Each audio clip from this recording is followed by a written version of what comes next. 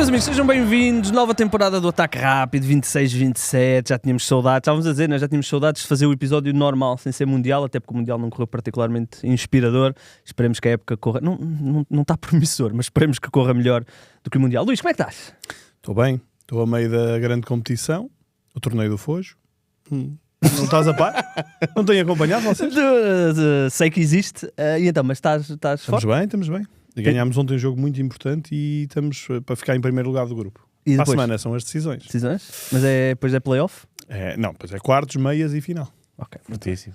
Ora bem, connosco temos o João. João, como é que estás? Tu que foste um dos nossos finalistas do nosso concurso, já vamos falar sobre o nosso concurso, e agora vais estar connosco a época toda, só com espaçamento, mas vais estar connosco a época toda. Olá Igor, olá Luís, e obrigado pelo convite e obrigado por estar aqui com vocês no Ataque Rápido. E vamos lá então falar aqui da época, da previsão para a próxima temporada, onde eu acho que, para começar logo assim à partida, os três grandes ainda vão ser mais fortes que os outros relativamente às épocas transatas. Olha, isso é uma boa cena, mas depois já vamos falar também de Braga.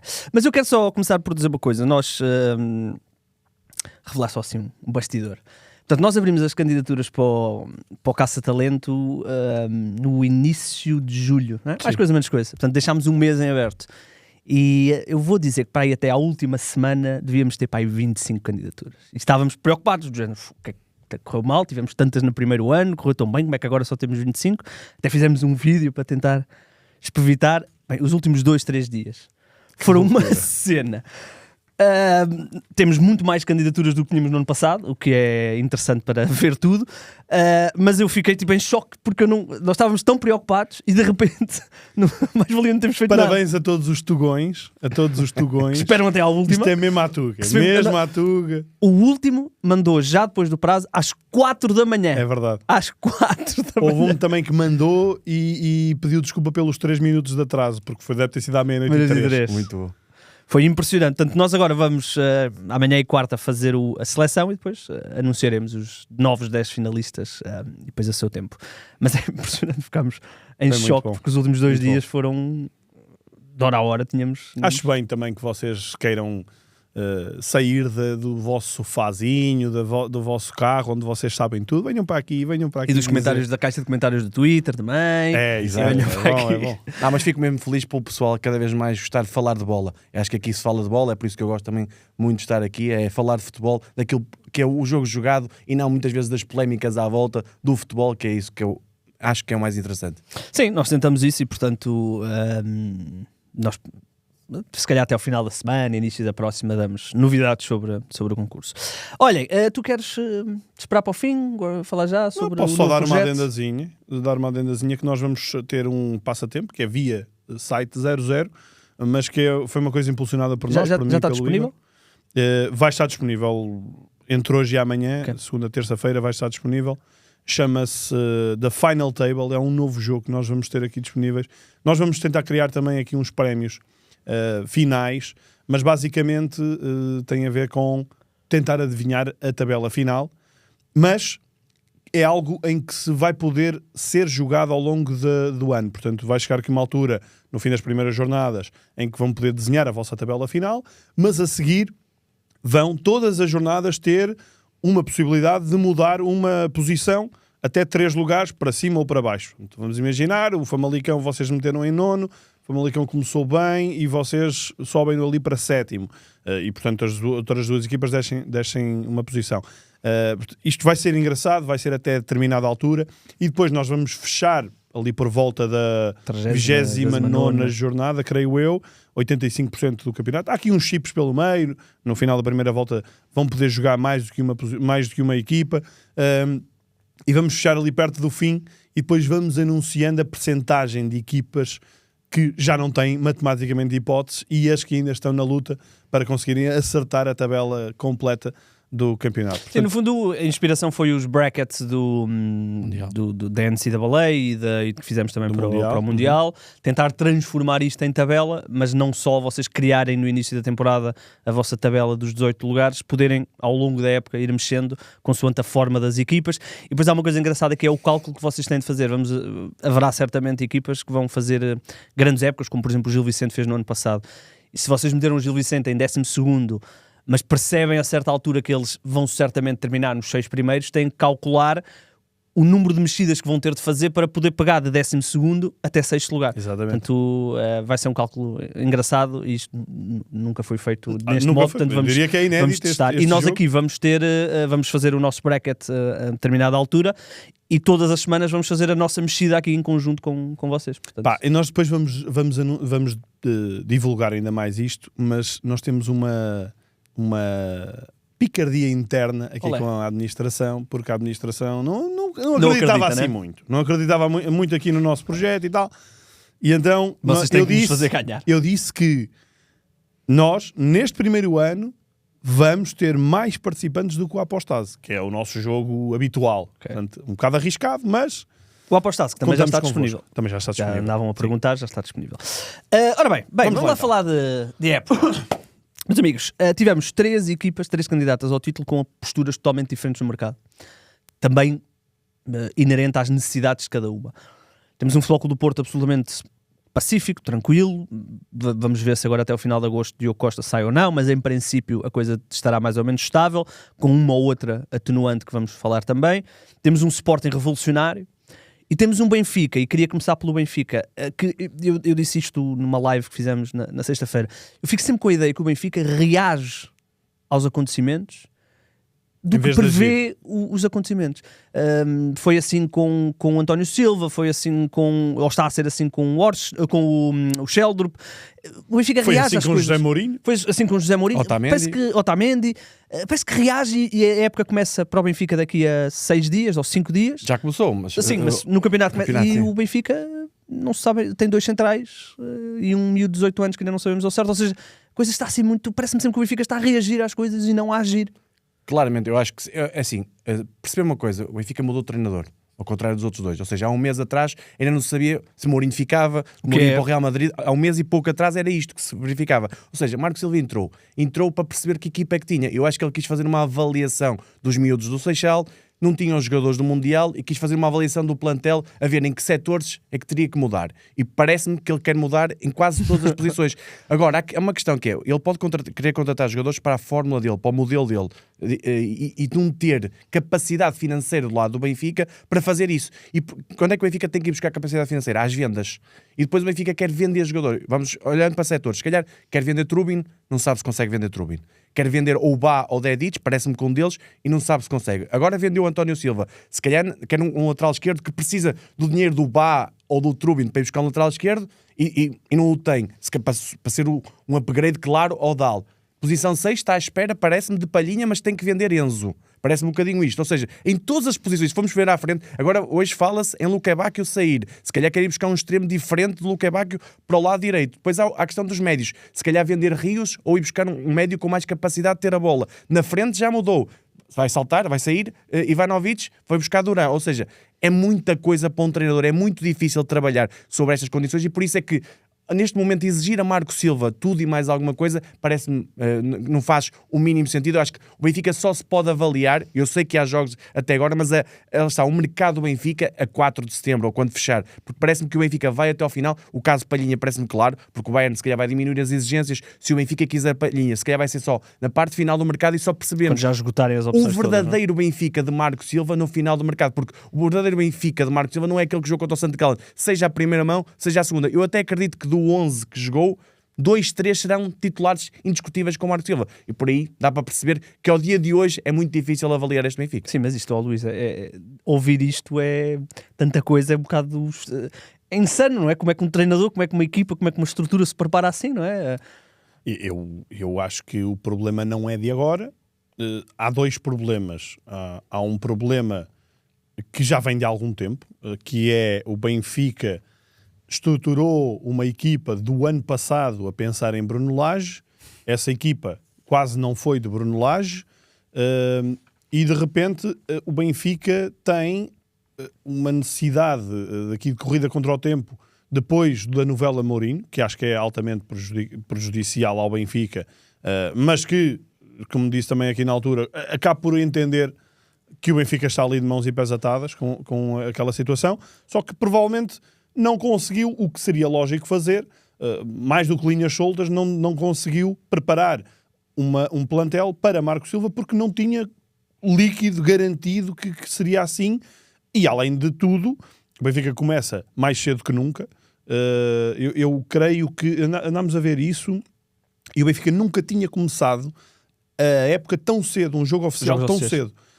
E isto aqui é exemplificativo de uma época atípica. Juntas a isso o facto de ter sido um Mundial e muitos jogadores influentes, importantes, titulares, não estavam na equipa. Portanto, teve que ser neste mar de dúvidas que o Benfica se começou a construir nesta temporada. E aí eu estou muito com o João. Acho que Marco Silva também não podia tirar conclusões sem ver os jogadores. E muitos desses jogadores... Dou um exemplo. Estavas a falar do Luka Bacchio e o Sair, até fico surpreendido porque há um mês, há 2 meses, para mim era ponto assente que o Luka Bacchio iria ser um jogador vendável por parte do Benfica. Mas achei engraçado que no final do jogo contra o St. Gallen há um momento do Marco Silva que vai cumprimentar todos os jogadores, cara fechada. Primeira fechada, mão? Não, agora. Cara fechada, do género, portanto, firmeza, mas com esse semblante sério, mas com o Luka Bacchio ele sorri. Ele tem esse momento, que, enfim, isto pode não querer dizer nada, mas eu reparei que ele estava a sorrir para Luka Bacchio, quase que a desafiarem-se um ao outro. Foi o teu último jogo, se calhar era isso. pode ser. Mas eu senti ali alguma cumplicidade que eu pensei, se calhar Marco Silva olha para Luka Bacchio e pensa que o pode espremer de outra maneira. Por isso, acho que esse é um bom exemplo de que Marco Silva ainda está a começar o seu trabalho. Neste capítulo, acho que por mais que o Benfica o ano passado tenha ficado arredado o título mais cedo, mas o Benfica parte atrás na preparação, mesmo até em relação ao Sporting, que teve uma revolução muito maior em termos de plantel, mas acho que o Benfica neste capítulo parte claramente atrás.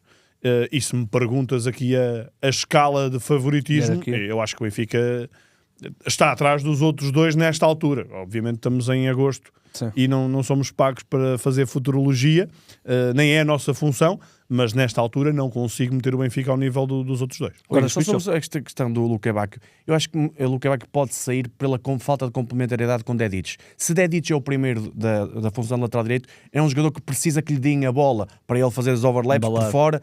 E o Luka Bacchio é um jogador que fecha as bolas todas, ou seja, quer decidir tudo. E, portanto, parece que não há essa complementaridade e Marco Silva pode não gostar disso e, portanto, Luka Bacchio não ser a opção. Agora, só um caso claro que para mim é o António Silva.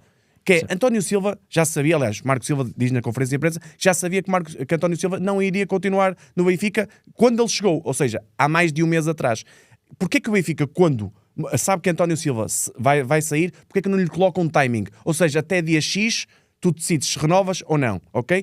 E a partir daí resolve a posição de defesa central. O Benfica parece-me que está sempre na mão ou do lado, a narrativa está do lado dos jogadores. Aconteceu com o Otamendi, aconteceu com o António, aconteceu com o Sheldrup. Ou seja, está sempre a acontecer isso. E, portanto, a tal questão que estavas a falar do reage e do agir e do reagir é muito isso, que é, está do lado lá, sempre do lado dos jogadores, a questão de fico ou não fico. Não é por parte do Benfica. O Benfica praticamente não decide nada. E parece-me que Marco Silva, com a sua personalidade, eu acho que vai ter isto, ao contrário dos outros treinadores, que quer ter um modelo dominante, um modelo dele mesmo, não jogar em função de, mas jogar a partir das suas... e ter jogadores para isso. Agora, ele para ter esses jogadores, precisa que outros sejam vendidos para ter o plantel à sua imagem. Mas sim, claramente, respondendo à questão, o Benfica parte atrás. Ao dia de hoje, e isto é muito importante, porque daqui a um mês posso estar... Porque eu não vou muito naquela onda de o Porto, como é campeão, é favorito. Eu não vou nisso. O Porto, para mim, é o favorito. É ao dia de hoje, porque é a equipa mais consolidada em termos de processo. É a equipa que tem, eu chamo-lhe 3 muros,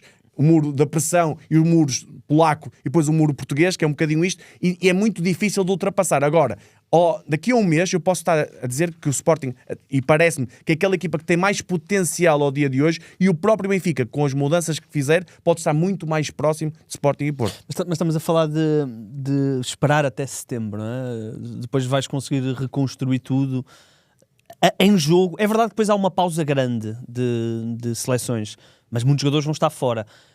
Se tu fizeres toda esta revolução, mesmo que seja às pinguinhas, ou mais na reta final, tu depois em setembro, ainda por cima há clássico logo com o Porto, vais ter tempo para construir isto tudo? Parece-me que, lá está, eu se fosse presidente do Benfica, lá está, eu ia muito por isto, que é, o Marco Silva, na minha opinião, eu sei que os benfiquistas estão ávidos de títulos, porque nos últimos 7 anos ganharam um, eu percebo isso perfeitamente, mas a questão é que eu acho que o Marco Silva tem que colocar como objetivo estar nas decisões. E o que é estar nas decisões? É estar na final da Taça, é estar na final da Taça da Liga, é estar perto da decisão da Liga Europa, se lá chegar, e é estar nas últimas jornadas a lutar pelo título, coisa que não aconteceu no ano passado. Ou seja, os passos que o Benfica tem que dar, na minha opinião, não é passos daqui para dar 3, saltar logo 3 passos. Claro que os benfiquistas ouvem isto e dizem assim, não, mas nós temos que ser campeões.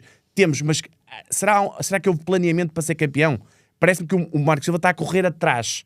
Pode lá chegar, mas tem que ser reforços daqueles de chegar e resolver.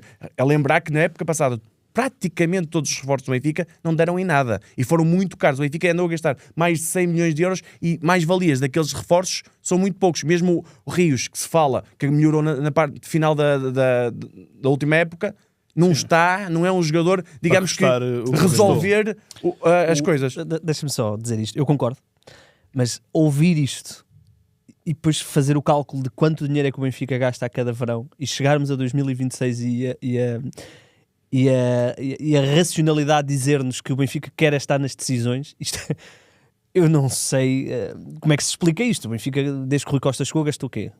Muito. 500, 600, 700 milhões de euros. E chegamos a 2026, 2027 e o objetivo é estar nas decisões. E depois há uma coisa que é, muitas vezes fala assim, comprar um jogador individualmente. Quando se compra um jogador individualmente, tem que se pensar na complementariedade. Por exemplo, a contratação de Lenglet obriga a que o central que joga ao lado dele em alguns jogos seja complementar a Lenglet. Não pode ser Tomás Araújo. Parece-me que o Benfica vai pela questão o central mais forte no jogo aéreo, que o Benfica tem dificuldades, o central mais forte em duelos, tal como nos laterais, com os extremos, tem que haver essa complementariedade. E, portanto, não é só o jogador que vale por si, não é só contratar. Aquele jogador é bom, mas para quê? Para fazer que funções? É um bocadinho como a questão do Sudakov, que se fala agora muito no início. Queria falar disso, da questão do Sudakov. O Sudakov recebe muito, muito melhor a bola quando está de frente para o jogo. Quando está de costas, é um jogador que tem mais dificuldades em reter a bola, porque no contacto físico perde. Portanto, muitas vezes é a função que dás ao jogador que lhe vai trazer mais valia à equipa ou não. Porque aquele jogador é bom, mas se não tiver funções certas, vai dar errado. Mas e, Luís, o Marco Silva parece que tem aqui um projeto Sudakov, não é? Tentar recuperar o jogador, é a contratação mais cara, não sei se bate o Samu, já não sei muito bem como é que são as contas, mas será a contratação mais cara do Benfica. É um jogador com uma qualidade técnica muito acima da média, tem este problema da questão mais física. José Mourinho tentou no ano passado, até à esquerda, não é? Falámos aqui algumas vezes disso. Vês este Benfica com o Sudakov neste 4-2-3-1, digamos assim? Eu vejo o bom Sudakov, eu diria que é ele e mais 10 em qualquer equipa em Portugal. Só que esse bom Sudakov ainda não se viu. Não se viu desde que chegou ao Benfica. Eu acho que há muitas atenuantes que explicam o seu subrendimento, e essas atenuantes são fora das 4 linhas. Dentro das 4 linhas, obviamente, depois também tudo isso, enfim, estamos a lembrar ele mal chegou ao Benfica e chegou ali no final do mercado. Troca de treinador, bombardeamento no edifício da família na Ucrânia, por aí fora. Ele também tem começa a extremo esquerdo. Não, sim, mas eu estou a dizer ainda fora. Sim. Há ali mais uma situação com o pai, ou estou enganado? Portanto, ele tem uma série de... Sim, depois lesionou-se. Tem uma série de condicionantes para quem chega a um país completamente novo, completamente diferente. Tem um peso muito grande, essa questão do valor que lhe é imputado. Agora, ele precisa de um treinador que não o deixe cair. E eu acho que Marco Silva está com o Sudakov até à morte, entre aspas, nesta altura. Eu não acredito que lhe vá dar vidas eternas, mas ainda antes deste jogo, o Marco Silva fala de Sudakov, dá-lhe a mão, diz que não é por 1 ou 2 jogos que não vai acreditar no jogador. No dia a seguir demonstro, porque o Benfica está a ganhar. Sudakov é sempre um jogador substituível. O ano passado eu acho que ele faz sempre 1, 2, 3 vezes 90 minutos, normalmente saía, e ele deixou em campo 90 minutos, mesmo numa de lhe dar confiança, num jogo que estava a ficar mais favorável. Portanto, eu acho que Marco Silva vai espremer ao máximo Sudakov antes de abdicar dele. Agora, também tem que partir do jogador, e nesta altura, Sudakov ainda está... Eu acho que por parte dos adeptos benfiquistas não há Não tem havido grande paciência com o Sudakov. Nem com ninguém. Ainda menos com o Turbine. Mas acho que essa parte também será importante. Será importante haver aqui um balão de oxigênio um bocadinho maior por parte dos adeptos para que Sudakov possa ter alguma menor pressão e possa começar a render em campo. Porque acho que tem um treinador que acredita claramente nele e por isso eu vejo que Sudakov, se voltar a ser o bom Sudakov, que ainda não se viu em Portugal, será ele e mais 10, seguramente. Olha, deixamos uma coisa. Que fala-se muito na questão Marco Silva 4-2-3-1. Eu acho que Marco Silva vai ser um 4-3-3. Okay, vai ser muito mais aproximado do Porto do que do Sporting, por exemplo. O Sporting é muito mais um 4-2-3-1. A questão do Porto é um 4-3-3. Ou seja, Sudakov não vai funcionar como 10, vai funcionar como médio interior esquerdo. Mas em desenho, não em dinâmica. Mas eu acho que mesmo em características dos jogadores. Não é? Eu acho que vai ser muito mais... Vamos ver, Auschwitz, médio interior direito, Sudakov médio interior esquerdo e Palhinha, vamos imaginar Palhinha. Okay. Vai ser muito mais isto, com dinâmicas de o Sudakov baixa e o médio interior direito, em alguns momentos, se for Barreiro ou Rios, por exemplo, é um médio de chegada. Ou seja, o médio interior esquerdo é um médio mais construtor, mais de baixar e olhar o jogo, e o outro é mais de chegada. Parece-me muito mais isto, como o Porto também faz em alguns momentos. O Gabri baixa e o Froholt ataca. Ou seja, vai ser mais parecido com o futebol mais vertical do Marco Silva, vai ser muito mais um 4-3-3, porque ele vai se um bocadinho adaptar ao que o Sudakov pede.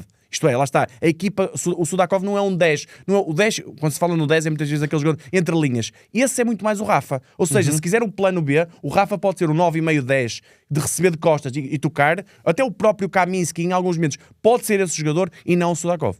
É engraçado porque estamos a prever, eu ia falar disso, fica sempre mais parecido com o 4-3-3, mas isso depois também vai depender muito do jogador que ele tiver na posição 6. Claro. Não pode ser Enzo. Não, sem dúvida, claro, sem dúvida. Claro. Por isso é que é Palhinha. Exatamente. Por isso é que é Mas olha que eu até te acrescento, olhando para o 4-2-3-1, não descartaria nada que um dos dois fosse Sudakov, pelo menos em determinados momentos do jogo. Mais a 8, não é? Seja, depende dos jogos. Um jogo a nível interno mais amarrado, que o Benfica precisa de se soltar, precisa de arriscar, Sudakov baixar para junto do médio. Aconteceu o ano passado na Madeira. Exatamente. E Sudakov fizeram uma segunda parte fantástica. Exatamente. Muito bem, vamos ver que Benfica é que teremos. O Futebol Clube do Porto, já temos o exemplo da Supertaça. Não sei se estão a ficar com a ideia que ainda está uma equipa um bocadinho amarrada, parece que ainda não se soltou, pelo menos nos dois particulares que eu vi e na Supertaça, mas é uma equipa de uma estabilidade impressionante. E é engraçado porque no ano passado eles começaram, e eu lembro-me que até nos impressionou a forma como eles pressionavam alto, a tal primeiro muro que tu falaste, as recuperações que ele fazia muito alto. Eu lembro, por exemplo, em Barcelos, recuperam a bola muito alto e o adversário está completamente desposicionado. Portanto, mas depois a coisa começou a acalmar, até à chegada de Piatusevski, que trouxe um bocadinho de fantasia e baralhou um bocadinho as contas de alguns adversários que já estavam a perceber como é que paravam este Porto. Parece que este Porto voltou a essa estaca, ou seja, de uma equipa muito estável, se calhar vai ganhar agora nesta fase alguns jogos por 1-0, com aquela tranquilidade, com aqueles muros, mas depois pode faltar um bocadinho novamente a irreverência. É verdade que o Piatusevski esteve lesionado e, portanto... Sem dúvida. Eu acho que é o Porto muito 25-26, ou seja, aquilo é ipsigério. Se fores ver 10, 15 jogos do Porto ano passado, são iguaizinhos, seja com o Torriense, seja com qualquer outra equipa. Ou seja, é tal questão. Pressão alta, quando não funciona a pressão alta, quando o adversário bate...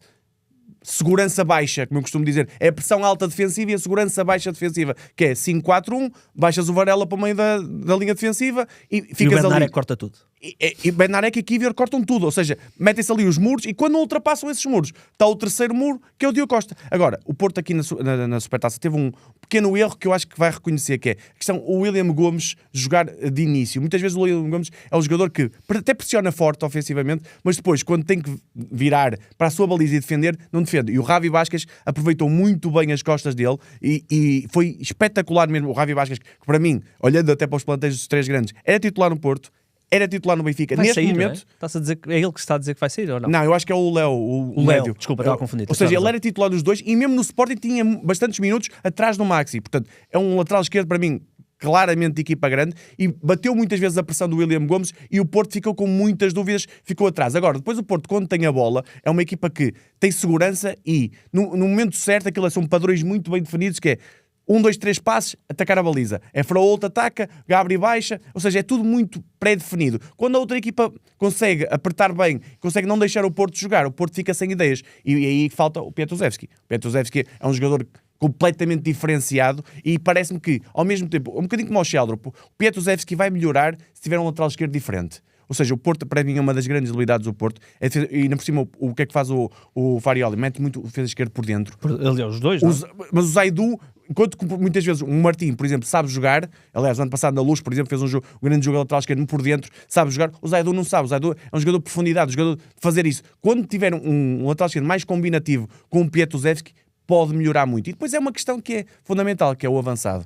O Porto tem André Silva, que joga bem de costas, mas não é um finalizador. Samu, que é um finalizador, que ainda vai demorar, mas não joga tão bem de costas. Não tem um avançado completo. E Ténis Gul que não faz nenhuma das coisas bem. Não é? Sim, é um jogador razoável, limitado, é um bocadinho isto, mas falta-lhes um grande avançado, que naqueles, lá está, nos tais jogos de 1-0, ou aquele avançado que tem uma oportunidade, um golo, o Porto não tem.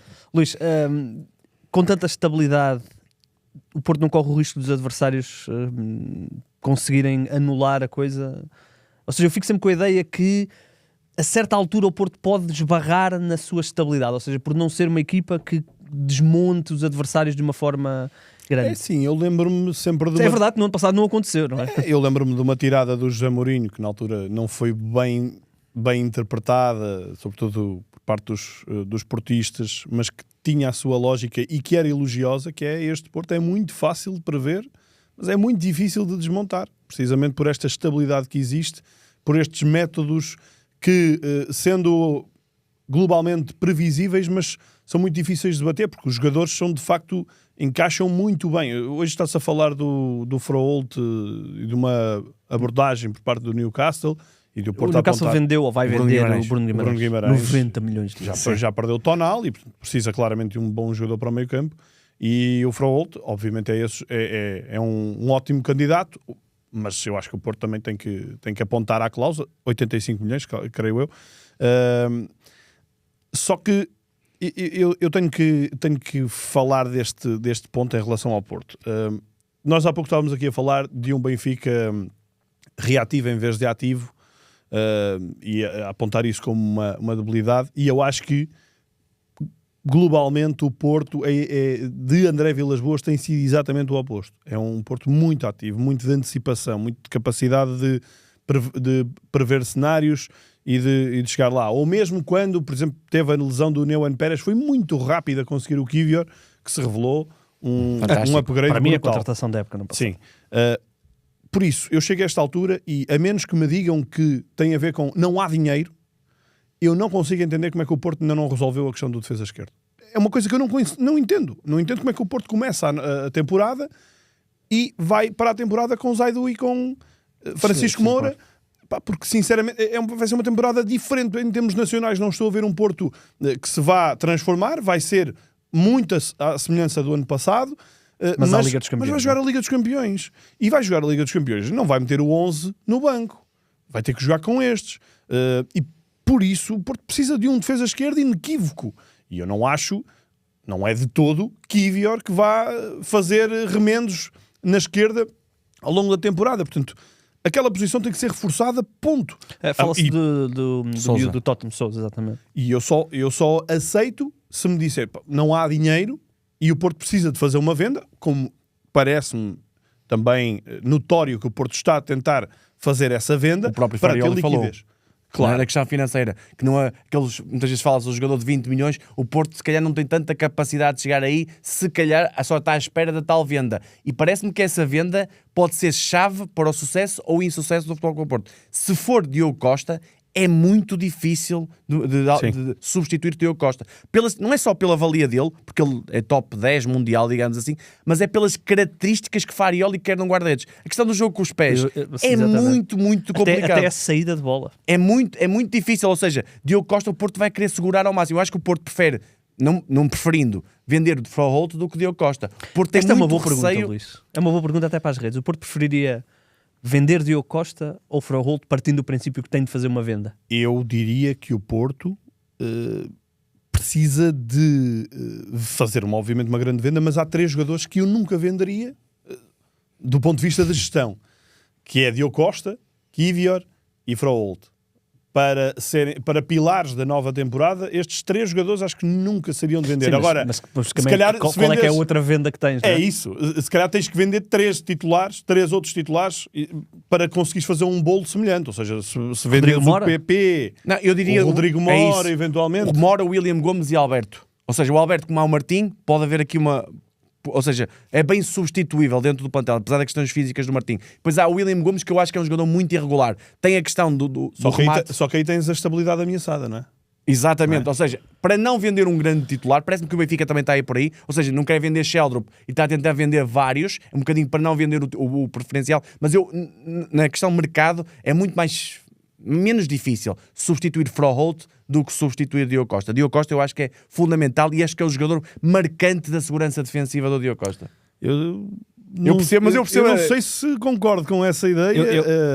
Não que estejas errado em relação a Diogo Costa, mas porque eu acho que Froholt é absolutamente vital. Eu concordo, estou mais com o Luís. Eu acho que Froholt é o coração deste eu gosto Porto. muito do Diogo Costa. Para mim, tu falaste de top 10, eu não consigo ir abaixo do top 5. Não consigo imaginar mais também. 9 guarda-redes acima do Diogo Costa.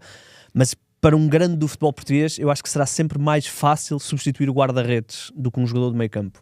E para este Porto com tanta identidade, o Froholt é a cara, não é? O Froholt é a cara. Eu estava a olhar Porto, para o ano passado, eu sei que o Froholt foi fundamental e se calhar, ou talvez o jogador mais em evidência. Diogo Costa teve... Não, mas os dois tiveram.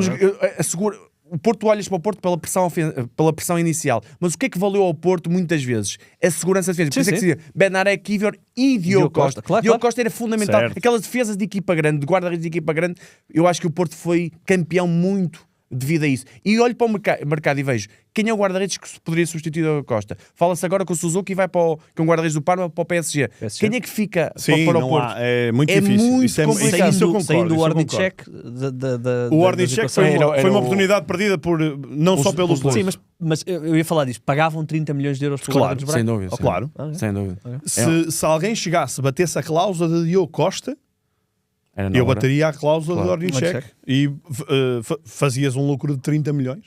Sem dúvida. Só aqui uma coisa em relação ao Porto, que eu acho que é o ataque. Mas deixa-me só dizer isto em relação ao Froholt. Tu estavas a dizer essa questão de o ano passado, menor fulgor.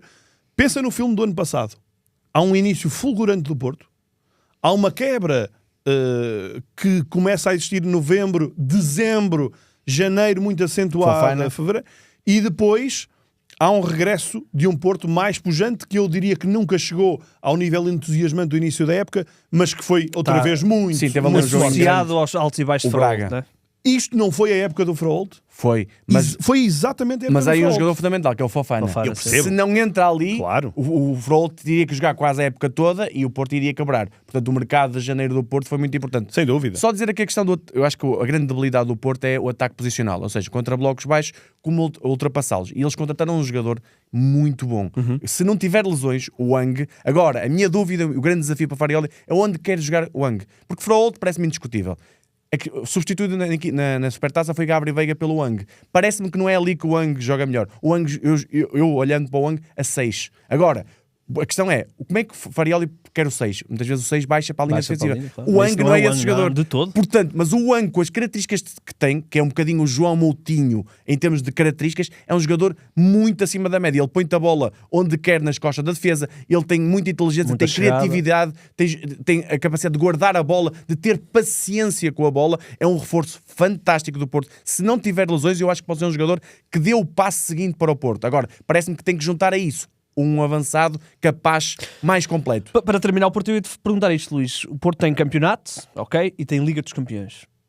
Entrar até novembro e depois logo se vê quando é que o Samu estará a 100, se é que vamos ter Samu esta época a 100. Com Denis Gulli e André Silva, isto dá? Eu acho que vai ter que dar. Porque quando tu olhas para o Porto, e estávamos há pouco aqui a falar de menor capacidade financeira para comprar, até porque não há essas vendas... a menos que haja um cenário de um empréstimo de um clube grande europeu, alguém que venha, aquela reta Real Madrid, final de mercado. Chelsea, esses clubes que são oportunidades lógicas e que acho que o Porto também as deve explorar, mas eu não estou a ver o Porto, porque compras um avançado que marca golos e nunca vais gastar menos de 20, 25 milhões hoje em dia. Basta ver quanto é que custou o Samu. Exatamente. E eu acho que o Porto vai ter que ser... Eu acho que é importante também não se tirarem já conclusões em relação a André Silva, porque eu já começo a ver aqui alguns anticorpos que... Assim, o André Silva fez a carreira que fez. O André Silva não foi propriamente um jogador regular, mas foi um jogador com potencial, um jogador que tem inteligência em campo, E não fez uma é boa um primeira matador. parte da Supertaça. Sim, claro. Eu acho é que os adeptos têm que se preparar, mesmo que o André Silva seja o titular a época toda, não conto que seja, mas se for, não contem com 25 golos. Claro isso, que não. é isso. Claro que não. Mas já os adeptos vêm de meia época em que foi com Denis Gould, que ele no fim faz dois golos na Amadora, mas andou mais de 10 jogos a penar. E por isso, aqui acho que há um upgrade enquanto se espera por Samu. Ou seja, eu acho que o Porto ainda vai encontrar alguém, mas será sempre neste cenário de empréstimo. Sim. Por Como isso apareceu o Mofi, não é? Eu acho que a ideia nunca vejo que será um jogador para discutir a titularidade, para ser capaz de discutir a titularidade. Vender Gul à Turquia, porque é um mercado onde eles gostam dele e ele pode dar alguma coisa, e buscar um Luke de Jong 2.0. Fala-se no Vicente Janssen, que é um jogador muito parecido, não sei se por empréstimo ou um valor mais residual, mas parece-me que é isso, um jogador pode ser mais finalizador que o André Silva, não custar tanto, à espera de vir Samu mais à frente e o Porto conseguir remediar a primeira fase da época com um avançado mais finalizador como o Janssen. Mas depois atenção que nunca se sabe como é que vem Samu. É isso. Exatamente. Isto é Samu é joelho ou é Aquiles? É Aquiles. É delicado e eu não quero estar... Eu tenho quase certeza que sim. Mas Podes confirmar, Kiko. nem apresentaste. Eu estava a pensar assim, depois a seguir tenho que apresentar o Kiko, mas pronto, eu a seguir faço. Para procurar enquanto a gente... Exato. Foi joelho direito. Joelho direito. Joelho direito. Ok. Ainda bem que procuraste. Grande Francisco Moreira Grande Silva. Francisco. Ainda bem que... Há uma coisa que vocês vão notar, portanto, só podemos já fazer. O Renato vai deixar de estar aqui connosco, vai estar noutro contexto. Vai estar aí muitas Vai vezes. estar aqui não é? muitas vezes. E temos nós chamamos-lhe o Kiko, o nome dele é Francisco. Mas vocês vão notar uma coisa muito engraçada que é o sotaque nortenho. Não. O sotaque do Minho. Não. Não. É que nem é bem nortenho, é lá de cima. É aquele do Minho ali. Ali tu é fronteira com Espanha. Não, isso já Tu não. és de onde? De São Martinho? São Martinho do Campo. Que isso é? São Martinho do Campo. Santo Tirso, sim. Coladinha Guimarães. Muito bem. Vai estar connosco aqui. Tens desenterrado para nós daqui a bocado, não é? Grande Muito bem. Kiko. Grande Kiko. Sabes como é que é o desenterrado? Mandas uma Estou a mensagem ao ambientar. Luís todas as segundas-feiras de manhã. Fácil. Ele está há 2 meses a treinar. Desenterrados. Grande Kiko. Estávamos a falar então da questão do avançado do Porto. Não é? E do como é que vem o Samu. Portanto, eu acho que o Samu mesmo que esteja disponível em outubro, novembro, que é as boas... Vilas Boas apontou para novembro, não é? Sim. O próprio Vilas Boas apontou para novembro. E eu acho que ainda poderá chegar alguém. Vamos imaginar, Froholt lesiona-se, ou Froholt tem uma pequena baixa. Quem é que substitui Froholt neste momento? É que havia Fofana. Neste caso não há ninguém. Eu acho que ainda pode chegar um médio no final do mercado para o Porto. Eu acho que vai chegar um médio e eu diria que se chama Fofana. Pronto, pode Eu diria que sim. Pode acontecer. E parece-me que o Porto, olha, Rodrigo Moura não se insere neste Porto. Não é, É uma pena. Eu adoro o Rodrigo Moura, acho que é um jogador espetacular, mas não é para esta forma de jogar. Lá está, há jogadores que são específicos de uma forma de jogar. Farioli, por muito que tente mudar o Rodrigo Moura, ser aquele jogador pressionante, não é ele. Ele não se sente E confortável. tu vês nisso. que o Rodrigo Moura vive frustrado. Não é feliz. Eu senti não é isso feliz. muito na apresentação. É um jogador que quer muito, Quer outro futebol quer para mostrar, quer fazer tudo, mas aquilo está a ir contra ele, não é? E atenção, porque pode ser a chave. É verdade que o Rodrigo Moura, este ano, se calhar já não vale os 60 milhões ou 70 milhões que se falava no verão passado. Mas o Porto este ano tem a Champions, não é? O Porto este ano. E nem é só isso. O Rodrigo Moura Não, continua. o Igor está a dizer é para vender. vender. Para vender, sim, sim, sim. Ou seja, o Rodrigo Moura continua a ter 18 anos. grande ou 19 valor, anos. ainda assim. Uhum. Portanto, pode ser a chave que estávamos a falar de Diogo Costa Froholt. A chave pode ser Rodrigo Moura, com muita pena. Para nós Para que quem gosta gostamos de futebol, muito do Rodrigo Moura, mas realmente é engraçado, o casamento às vezes é difícil e Farioli tem grande qualidade e o Rodrigo Moura tem grande qualidade, mas nem sempre casa. Olha, só para terminarmos aqui os três grandes, eu ainda queria falar um bocadinho de Braga também. O Sporting, é verdade que a pré-época tem sido impressionante, é aos 4 de cada vez, mas a cada goleada sai um jogador novo. Estava ali a ver as capas dos jornais para ver se o Sporting não tinha vendido mais ninguém. Entretanto, fala-se agora outra vez do Daniel Bragança, neste caso para a Grécia. É possível reconstruir um plantel desta forma e ter uma época tranquila, porque não podemos esquecer também que o próprio Rui Borges, que é verdade que ficou, mas ficou Cheio de pressão. cheio de pressão, não é? Isto Sim. Eu acho que aqui, Rui Borges, já o antecipávamos. Eu honestamente não antecipava uma revolução deste calibre. Portanto, imaginava aqui claras mexidas e dar armas para ser um plantel do treinador. Não imaginava esta revolução autêntica de muitas pedras basilares do Sporting a saírem. Basicamente, desmantela-se totalmente o Sporting Amorim, ou os resquícios de Amorim que havia. Sobra Inácio. Sobre Inácio, há Eduardo Quaresma, que não mas era... os principais é Inácio. Sim. E vamos ver se não tem também uma saída. Ele não teve propriamente um bom Mundial para se valorizar. Também não desvalorizou. Também não desvalorizou, é verdade. Temia-se a certa altura, com aqueles jogos de março, mas é um Sporting que, não tenho dúvida, entusiasma ver a quantidade de bons jogadores que o Sporting tem ali. Parece-me que é um Sporting que quer muito igualar o Porto.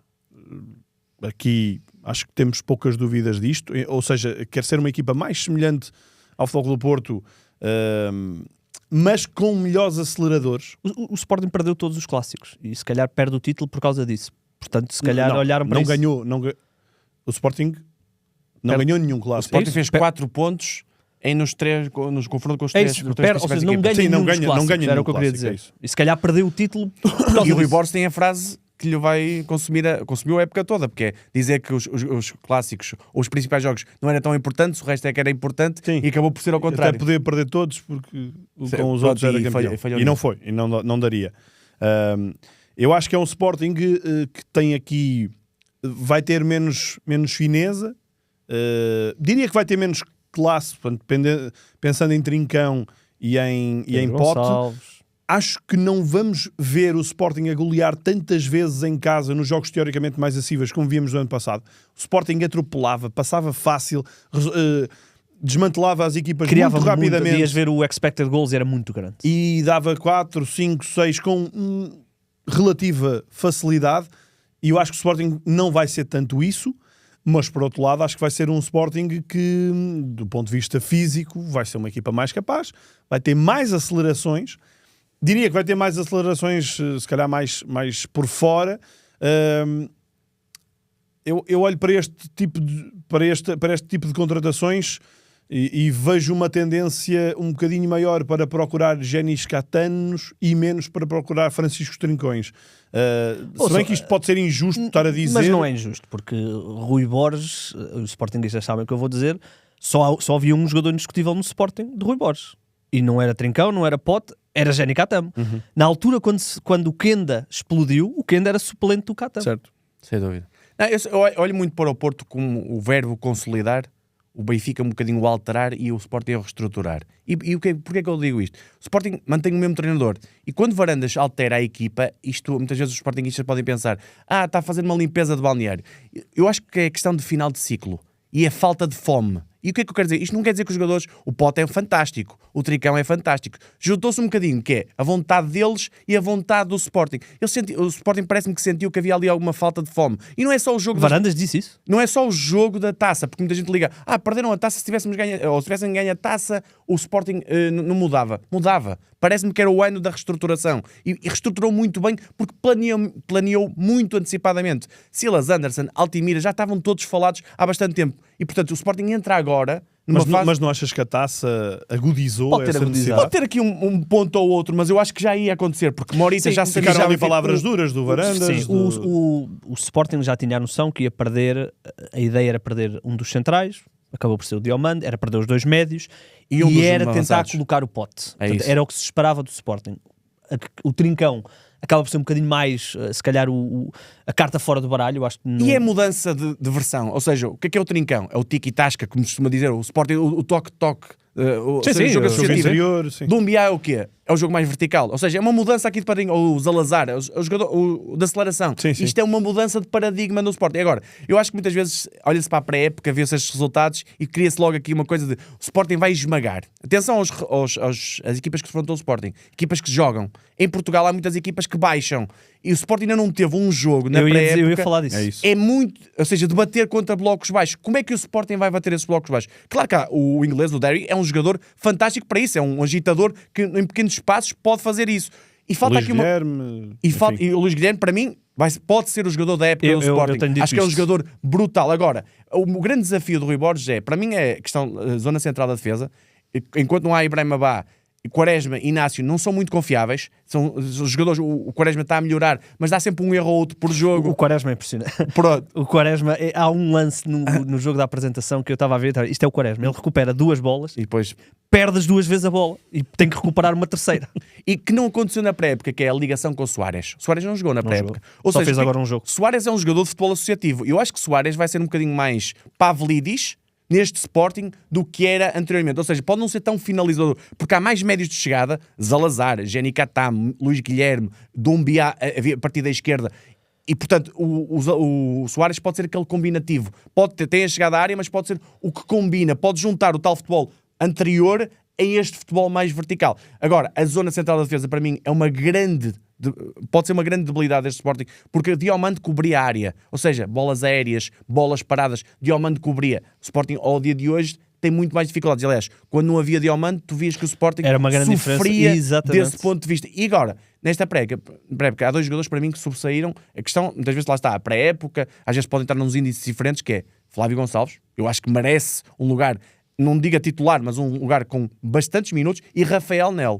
Atenção a Rafael Nel. Rafael Nel, na movimentação da área, é um jogador bastante acima da média. É um jogador que pode dar em bastantes contextos ao Sporting, ainda por cima com a indefinição de Ioannidis, a questão física ou não. Rafael Nel, eu acho que ganhou um lugar a sério na equipa principal do Sporting. Eu acho que, Luís, o Sporting pode fazer esta revolução porque tem o Luís Soares. Porque o Luís Soares é isto. O Luís Soares foi um finalizador no ano passado, mas foi um finalizador associativo. Portanto, tu sabes que tens ali um jogador que é uma espécie de um camaleão. Se tu tivesses um ponta-lança como Gyökeres, já não era tão fácil criares uma mudança tão radical. Eu concordo, mas ainda em relação ao Soares, eu acho que o ano passado o facto do Sporting ser uma equipa que, quando entrava no último terço, era muito associativa, conseguia desbloquear, fazia com que os adversários se calhar não tivessem tanto a intenção de baixar e mais de tentar antecipar ou tentar anular à partida essa possibilidade. Portanto, às vezes uma pressão alta que fazia com que o Sporting depois saísse em triangulações e o Soares aparecia com mais espaço na zona de finalização. Só um desafio diferente agora. Eu acho que agora os adversários vão ter ainda mais tendência para baixar o bloco, para dar jogo a este Sporting e para recuarem, e por isso eu não estou a ver que Soares vá ganhar com esta mudança. A priori, não sei se posso estar enganado, mas acho que o Soares não vai ter tanto aquele espaço no último terço para conseguir finalizar como tinha no ano passado. E eu temo que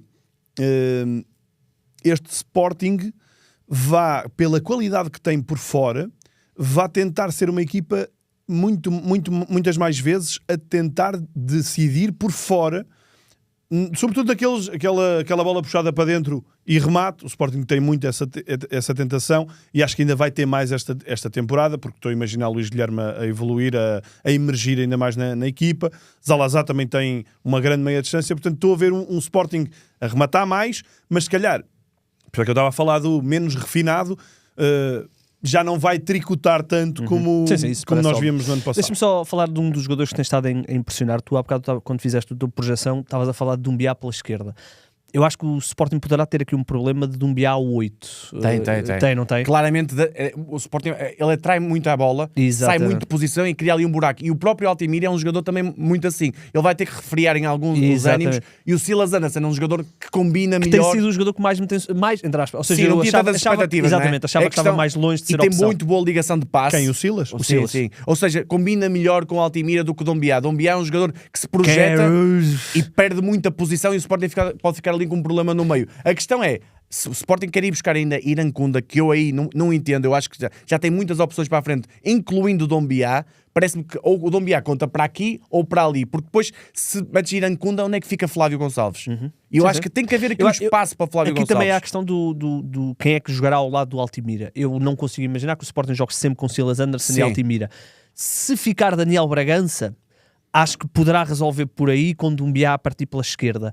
Mas se não ficar Daniel Bragança, aí haverá a tentação de ter Doumbia mais ao meio e aí poderá haver o espaço Mas para o Sporting alguém. pode ser, com o Doumbia no meio, pode ser uma equipa que se parta mais. Eu acho que vai ser. E pode ter muita dificuldade. Ele tem estado a Sim. encantar, mas ele é um jogador que precisa de espaço, precisa Sim, de... e no último terço é um jogador que remata muito bem, é um jogador que em pequenos toques define bem, portanto tem que Faz estar lembrar mais... um bocadinho o Fofana. Sim, tem que estar mais perto da área, não pode estar tão longe da área como uma posição 8 e portanto à esquerda sobrando esse lugar. Agora, a questão do Luís Guilherme, eu acho que pode ser aquele jogador, o abre-latas, aquele jogador da direita para dentro que quer na definição, porque muitas vezes fala-se no Luís Guilherme como um jogador que faz só que fosse de faixa. E eu acho que ele pode fazer a função do trincão perfeitamente. É um jogador que no toque, lá está, no toque com Soares, pode ser um jogador que crie muitos desequilíbrios. E, portanto, pode ser um jogador revelação, olhando para o ano passado ele não teve tantos minutos, mas um jogador que pode subir vários patamares, na minha opinião, até melhor que Jenny Catamo. Olha, onde é que se enquadra nisto tudo o Sporting Clube de Braga? Que voltou a investir de forma muito interessante, vai buscar aqui alguns jogadores com é verdade que está-me a faltar o nome do avançado, Jonas Wind. Jonas Wind, exatamente. No Wolfsburg. Pronto, que alguns problemas no último ano, mas não deixa de ser aqui um nome interessante, mas mantém a estrutura, não perde praticamente ninguém de relevo, digamos assim. Perde na baliza, eu ia falar disso, mas onde é que se enquadra aqui o Braga? No ano passado, o Braga acaba por, muito rapidamente se percebeu que não se ia conseguir intrometer, foca-se na Liga Europa, vai à meia-final, não conquista a taça da Liga, mas esteve na final, portanto, o Braga poderia ter terminado a época com uma taça da Liga e uma meia-final da Liga Europa e estava tudo tranquilo. Olhamos para o Braga com capacidade para estar ali, morder os calcanhares, ou a distância já é muito grande? Eu acho que muito do que este Braga será, e eu acho que vocês vão conseguir perceber o que eu quero dizer, tem a ver com Bernardo Fontes. Porque o Braga perde aqui uma peça fala-se de Andrew, fundamental. que o Braga estará a tentar contratar Andrew. Ok, pronto. Porque para mim a questão do guarda-redes é uma questão nuclear, porque Ornichek valia muitos pontos e Ornichek disfarçava ainda mais os problemas defensivos. Eu acho que a grande prioridade do Carlos Vicens, além de substituir Zalazar, foi também apetrechar a defesa com mais soluções. Já o tinha feito em janeiro, não contaria certamente com tantas lesões como teve na segunda metade da época, mas agora com todas as opções... Só não tem o Niakate, não é? Só não tem o Niakate, já tem Barisic, já Rembi, tem agora Sérgio Garcia, Lagerbielke, enfim, até o próprio Vítor Carvalho conta muito mais lá para trás. Eu acho que ele vai conseguir a estabilidade defensiva, só que agora não tem Ornichek atrás, que era uma pedra basilar. Por isso, o guarda-redes que o Braga escolher para ser o número 1 vai determinar muito do sucesso deste Braga, porque a grande lacuna era de facto o setor defensivo. Lá à frente, a saída de Zalazar pode ser... disse que não tinha saído muitos jogadores, esqueci-me de Zalazar. Não, pode ser uma grande perda, mas eu sinceramente não acho que seja uma perda assim tão de lamentar por parte do Braga, porque primeiro, Zalazar é um jogador muito vistoso, um jogador que sempre assumiu muito nos jogos grandes, não é por acaso que... Eu creio que a equipa a quem ele marcou mais gols, acho que foi ao Benfica. Eu vi essa estatística que ele tem ao Benfica, é inacreditável, em Leiria, exatamente. Sim, eu lembro-me que ele, mesmo na parte final, o Braga empata na Luz, acho eu. Há ali um empate 2-2 e na altura veio essa indicação que era o adversário a quem ele marcava mais golos. Só que era um jogador muito inconstante e quem via jogos do Braga... que não eram jogos de relevância. Uma segunda-feira à noite com o Estrela Amadora. Andava muito apagado, muitas vezes. E por isso, eu acho que esta saída de Zalazar vai ser boa para emergir definitivamente Paulo Vítor como um jogador muito acima da média. Não tenho dúvidas. Diego Rodrigues também, mas acho que o Paulo Vítor daqui a um ano vamos estar a falar de Paulo Vítor como falamos agora, de Zalazar ou de Ornichek, de uma venda de 30, 40 milhões. A menos que ele tenha lesões. Estou a ver que vai ser o jogador-chave. Há pouco falava do Sudakov, agora falo do Paulo Vítor, como em condições normais vai ser ele e mais 10 neste Braga, faz muita diferença. E o facto de teres outro tipo de soluções, agora está-me a escapar o nome do jogador que foi contratado. O Dorgeles? Não, o que foi contratado para fazer também de Gabriel Martínez, Gabriel Silva. O Gabriel Silva de Santa Clara. Que faz exatamente aqueles movimentos e parece-me um jogador muito mais refinado tecnicamente. Mas é engraçado, porque esta equipa o Carlos Vicente baralha-me sempre um bocadinho. O Gabriel Silva está a jogar à ala esquerda. Sim. Exatamente. Não é extremo, ala, no Eu esquema sei, do. eu Ou sei. seja, Mas o ano passado... Era o Diego Rodrigues. era o muitas Diego, vezes- exatamente. Não, foi o Diego, não foi no início, foi No mais início a foi o meio. Leonardo Lelo. Mas no Sim. final da época, o Lelo jogava para o campeonato, mas na Europa jogava o Gabriel Martínez à Não, esquerda. sim. O Léo deixou de E jogar em todo o aparecia, lado. aparecia atrás das costas defensivas. Foi o que aconteceu ao Diego no jogo da primeira mão desta. Mas eu acho que o conferência. Diego é um jogador muito mais para jogar no meio, para jogar ali onde joga o Horta, onde joga o Paulo Vítor quando não é ponta de lança. Sim, sim.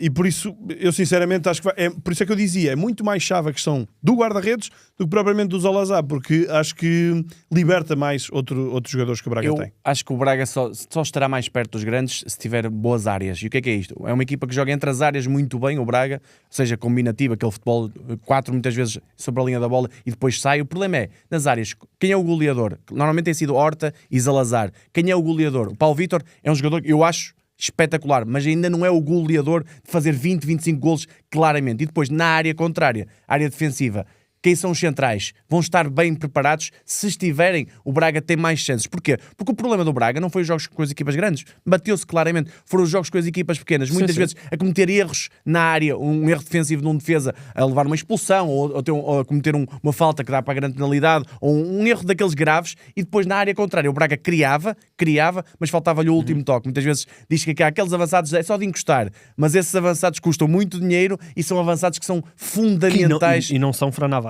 Exato, sem dúvida alguma. E, portanto, parece-me que o Nem Jonas Wind. Pois é isso. Se o Jonas Wind que o Paulo Vítor fizerem, digamos, 15, 20 golos cada um, pode ser isso. Se não chegarem a esse valor, acho difícil o Braga lutar pelos 3 Jonas primeiros Wind lugares. tem um jogo aéreo brutal, Pois é tem. muito bom, Sim, sim.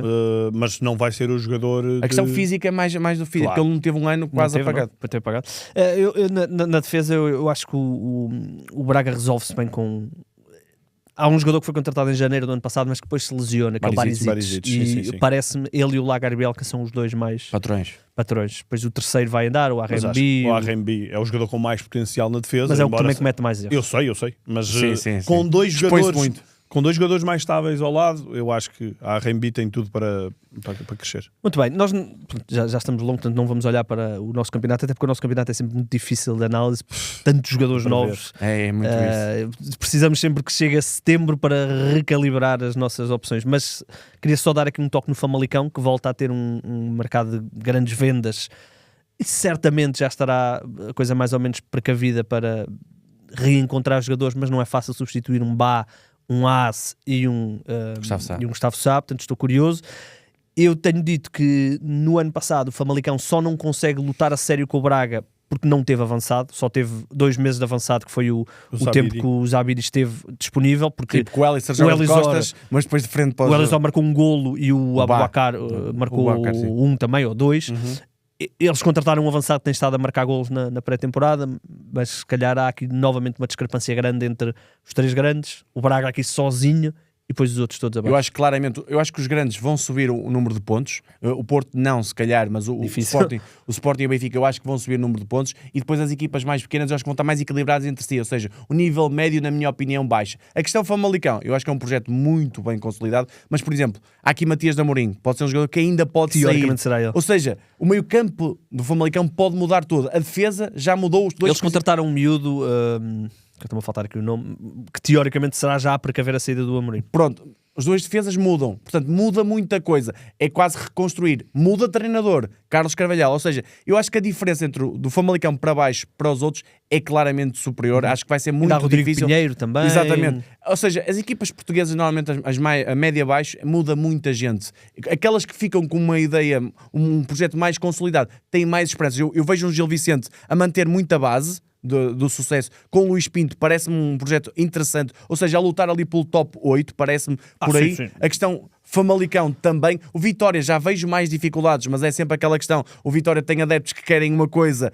e se calhar o projeto dá outra. Agora, eu daí para baixo vejo muito equilíbrio, vejo muita indefinição ao dia que estamos a falar, e portanto o melhor é esperarmos por 4 de setembro para percebermos que campeonato vamos ter. Falta um mês. E só há uma coisa que eu me alicerço para dizer que potencialmente a diferença vai ser ainda maior em termos de pontos. Estou muito curioso para saber o que é que vai ser efetivamente aplicado em termos de regras, sobretudo a questão da paragem, mais a questão das paragens menores, ou seja, as reposições de Paragem bola. no jogo. No jogo em si, portanto, aquilo que nós vimos do Mundial, o que é que vai ser aplicado aqui, porque o que nós assistimos ao longo de toda a época, ou ao longo das últimas épocas, muitas das vezes também as armas dos mais pequenos passavam muito por aí, por O Olha, tempo útil do antijogo. jogo passar para os 60%. Felizmente, Pois, aí os grandes, Ganha. pelo menos têm mais responsabilidade ainda de ganhar Ainda os por cima jogos. tem muito mais banco. uma coisa, Claro. mas olha, uma coisa dá-me garantias, que é, felizmente, a nossa cúpula, árbitros e estruturas federativas, a coisa está tão calma que acho que vai permitir fazer boas mudanças, porque acho que as coisas estão no ponto. Bem, Porque lá se não tropeças na real. exatamente, lá se não tropeço na real. Kikão, olha lá o teu primeiro desenterrado. Aposto que vai ser repetido. Ora bem, não queres ir às perguntas antes? Temos perguntas, desculpa. perguntas. Eu perguntei-te isto. Temos perguntas e tu respondeste sim. Então vamos lá. Nós metemos uma série de coisas nas Sim, redes, nós não é? perguntámos aos nossos ouvintes quem é que parte mais forte para 2026-27 e porquê. E temos aqui algumas respostas. O João Vicente diz: por aquilo que tem mostrado ao Sporting, venderam algumas das principais peças e substituíram com aparente qualidade. Dumbiá, Silas Anderson e Zalazar. Ao Benfica falta um lateral esquerdo titular, Dá-lhe pouquinho. Ao Porto, André Silva e Denis Gol parece curto. Samu faz falta. O Hugo Pinto diz que o Porto mantém os principais elementos, tal como as principais preocupações. O Sporting parece ter-se reforçado bem e o Benfica começa novamente a temporada com um plantel mal preparado. O campeão é sempre o favorito, mas o Sporting está muito sólido, aposto num destes dois. E o João Francisco diz-nos que o Sporting é que apresenta o futebol mais promissor, mas é cedo e são demasiadas alterações para tirar conclusões claras. O Porto não brilhou, mas mantém os jogadores que foram campeões, o que a partida é muito benéfico. O Benfica está em baixo, mas em fase crescente. Em fase crescente? Ao que parece sim. Crescente ou sim, decrescente? Crescente. Crescente, ok. É um bocado É, ir em encontro do que temos dito. Não dissemos nenhuma Eu até nenhuma arrisco que o parvoíce. Porto não brilhou, nem vai brilhar. O Porto não vai ter nota artística. O Porto Não. vai ser isto. Claro. Isto tem tido muita eficácia. Portanto, Sim. eu acho que os adeptos esportistas nem eles estão à espera de um grande Porto, daquele Porto. 5-0. Sim, claro. uma coisa do outro Sim, sim. mundo a criar muitas ocasiões. Eu acho que, para terminarmos a questão das Champions, vai pesar, porque o Farioli abdicou, entre aspas, da Liga Europa, mesmo tendo chegado aos quartos de final. Preferiu claramente. Preferiu uma segunda claramente. Eu linha. lembro-me, por exemplo, os 2 jogos com o Nottingham Forest, onde ele troca 8 jogadores. Sim, se não sim, estou em 7, erro. 8 jogadores, normalmente era Portanto, isso. não vai poder fazer isso, jogar com o Paris Saint-Germain, ou não vai poder fazer. Não pode por tudo, nem sequer vais dizer ao Não consegue ser ao jogador, jogadores. olha, com o PSG não jogas Portanto, assim a contra questão o... da Champions vai ser muito, muito interessante. Olha, vamos lá então ao desenterrado. Queria só dar aqui uma nota antes, porque Qual é? vocês falaram do Vicente Janssen e o Vicente Janssen foi há 3 dias apresentado no Portland Timbers, por isso já não vai ser reforço. Portland Timbers, isso é Sim. de onde? Dos Estados Unidos, MLS. Ok. Então olha, já não vai ser Boa. ele. Já não vai ser ele. O Porto tem que procurar outro, então. Tem para procurar outro.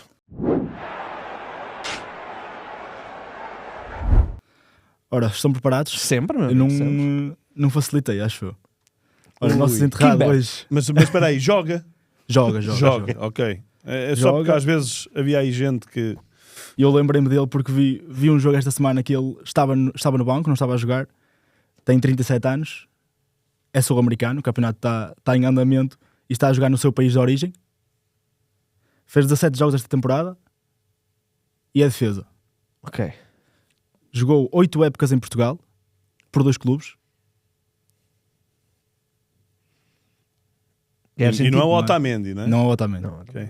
Otamendi O Otamendi fez um autogolo ridículo. Mas E já o disseste deixar- a nacionalidade? Não. Não, é sul-americano. sul-americano. Sul-americano. Eu estava a pensar, porque estava a pensar argentino. Ok. Vou deixar aqui sul-americano. uma para confundir um bocadinho. Foi treinado por Josualdo Ferreira, Álvaro Pacheco, Rui Vitória e Lopetegui. Ok, então se foi também. Pera, não, pode não ter sido no Porto, não é? Pois. Não, Rui. Desculpa, tem que idade? 37 anos. E teve em 2 clubes? Teve em 2 clubes em Portugal. Eu acho que já sei quem é. Venceu 17 títulos na carreira, 10 deles em Portugal.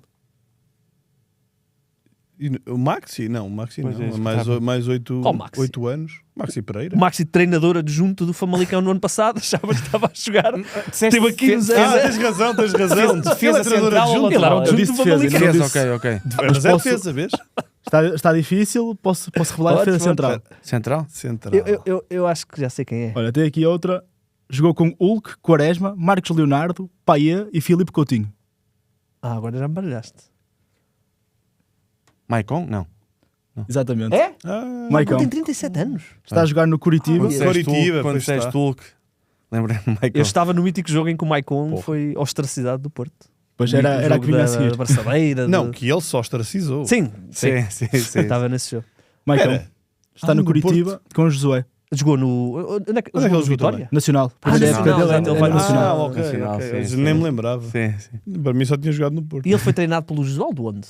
Foi treinado pelo No Josualdo Porto. no Não. Santos Não. No Santos. e no Santos. Porto. Foi no Porto? Pois. Ele chegou em 9-10. 9-10. 9-10. Ia, com casta. Álvaro Pois. Pacheco no Vasco da Gama, Rui Vitória no Al Nassr e Essa Lopetegui do no Álvaro Porto. Pacheco estava bem metida. Mas Quando é. estava Sem vendo dúvida.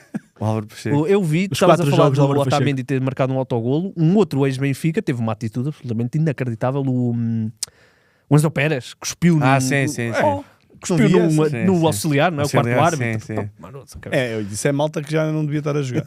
Claramente. Muito bem. Boa, Kiko, passaste. Passaste. Bom desenterrado, Bem sim metida. senhor. Grande Maicon, pá. Grande Maicon. O Maicon, o irmão dele era avançado também. Mauritius. Maurício, Maurício, exatamente. do Aroca. Curiosamente, só para terminarmos, ontem, Kiko, tu vais saber esta, o Moreirense fez um jogo particular, jogou com um jogador chamado Jonathan qualquer coisa, que é irmão do Pablo, filho do Pena, Sim. mas é central, É central. 18 aninhos. Ah, é? É central. Onde é que foi? Moreirense. Moreirense. É Ou o seja, o Afonso Pena- Jesus, achou? Acho que é qualquer coisa Afonso- assim de género. É qualquer assim o de Pedro género. Jesus. Pedro Jesus, Jesus. exatamente. Pedro. Pedro Jesus, que eu mandei ontem os valores para a Fantasy e depois eu estava a pensar, filho do Pena, irmão do Pablo e é central. E jogava nos Júniores do Moreirense. ano Já passado. e vai continuar, se calhar, Sim. ele tem 18 aninhos.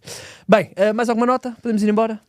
Acho que Vamos tudo. embora. Vamos embora. embora. Para a semana, Obrigado, João. cá estaremos. É o Carlos, Obrigado, está eu. fechado. Não, Vamos ver, o Carlos vamos nunca ver. se sabe, não é? O Carlos nunca se sabe. Carlos. Estamos Mas- a tentar. estamos Estamos a a tentar tentar. ter Carlos Daniel para a semana. Ele garantiu-nos no último episódio do Mundial que vinha estaria cá a lançar a época, Vai sim, estar de sim. férias, não sei o quê. É. Vamos tentar. João, obrigado. Obrigado, Vai ser João. um gosto estar aqui contigo na Igualmente. época. Acho que trazes aqui um upgrade bom aqui ao nosso painel. Acho que vai ser fixe. Não em relação a mim. Não, em relação, Em relação aos não, em outros, relação a não ti, é? em relação aos Claro. outros. E pronto, e depois para a semana damos novidades sobre o concurso. Obrigado a toda a gente que se inscreveu mais uma vez, que realmente impressionou muito. João, obrigado. Luís, Obrigado. falaremos aí, continuaremos. Não anunciámos a novidade. Queres anunciar a partir de setembro? Não. Queres esperar? Não podes anunciar. Podemos anunciar. Podes. Nós não falámos de... Isto é uma coisa que nós já andamos a pensar há algum tempo. Nós não falámos de outros clubes neste episódio, mas vamos ter um espaço para o fazer, porque a partir de agora, a partir de setembro, especialmente com o fecho do mercado e também com as coisas também a acalmarem, acalmar entre aspas, mas vamos passar a ter um segundo episódio do Ataque Rápido às quintas-feiras, com 2 elementos, um que já fazia parte do nosso painel, um outro novo, depois nós anunciamos quem são, onde vamos olhar para não só competições europeias, porque gravando à quinta vamos ter muitas vezes rescaldo de Liga dos Campeões, que obviamente não podemos ignorar, mas também vamos falar de outros clubes, olhar para, no ano passado nós sentimos um bocadinho a necessidade, o Gil Vicente que fez uma primeira volta tão incrível e nós não falámos suficientemente, o Famalicão, também olhar... Mas também os Milans da Mourinho. Exatamente, era o que eu ia dizer, que também vamos pontuar pontualmente, com clubes lá para fora, olhar para o Milan do Amorim, olhar para este novo Chelsea, que é sempre novo Chelsea, mas olhar para o novo City, por Sim, exemplo. Real Madrid de Mourinho. De Mourinho, ou seja, vamos aqui abrir um espaço a coisas que nós aqui... Muita gente que dizia que sentia falta disso. Nós... ouvimos e demorámos, mas temos agora aí o painel constituído já a pensar nisso. Portanto, Ataque Rápido bissemanal. Bissemanal, a partir de setembro só. Sim. De setembro.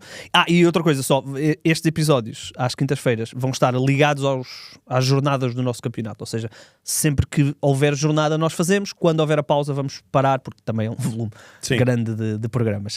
E de resto sim, agora sim estamos conversados, obrigado aos dois. E Bom já início da época. Exatamente, bom início da época a todos, que ninguém se magoou. O Bernarek O Bernarek já não pode dizer isso. que ninguém se magoou. E já sabem, todos os ataques rápidos têm um fim.